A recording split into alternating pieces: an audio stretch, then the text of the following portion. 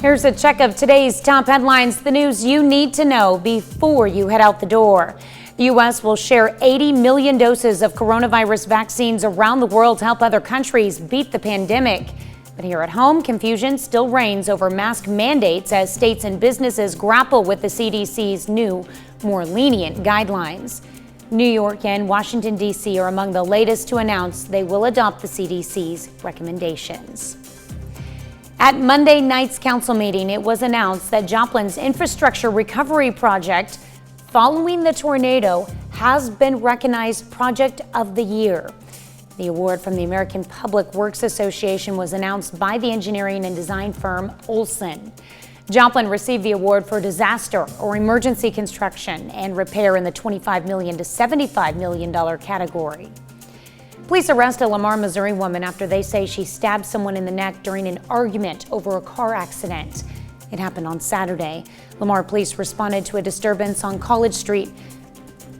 When they pulled up, they learned that an argument had escalated, and they say Rosie Pitts, a 46-year-old from Lamar, stabbed another person in the neck.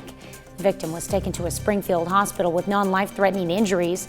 Pitts stands charged with first-degree assault. A Joplin restaurant says legislation passed in Jefferson City last week could lead to happy customers and improved business. The bill, given final approval on Friday, would make some pandemic-era alcohol policies permanent. Restaurants could sell carry-out drinks as long as they were ordered along with a meal. The cashier must give a dated receipt with the drink, and the drink has to be sealed properly. The legislation would also repeal a prohibition of the sale of alcohol during certain times on Sundays, making it no different than any other day. That's a check of today's top headlines, the news you need to know before you head out the door. So far, so good, but we know that's subject to change. But the Skywatch Storm Tracker has the rain surrounding us on this Tuesday morning. See a little light raindrop coming down right there around the Carthage area. Throw on the old cloud cover for the satellite layer right there. The clouds are going to increase, and we'll pay attention to what comes out of the southern portion of the 4 states, rolls out of Texas through Oklahoma and then heads toward us. Lightning has been very, very limited. It's really this little patch right here on the west side of 35 along the Kansas-Oklahoma state line. So kind of lucked out so far this morning. Now we do have a number of flood warnings in effect.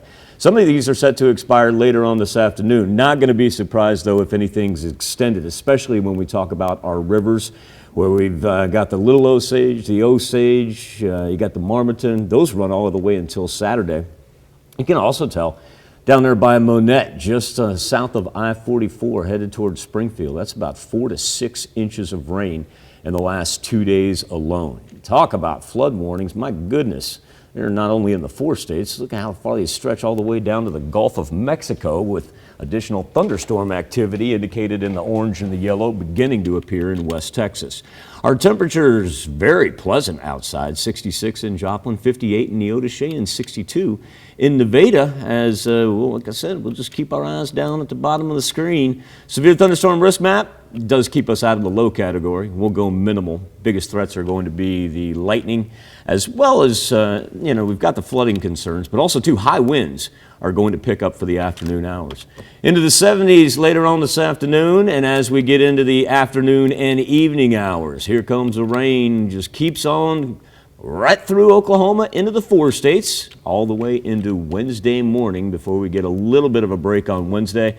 But we're going to keep on rolling the thunderstorm activity into the weekend. Might even feel a little bit humid at times.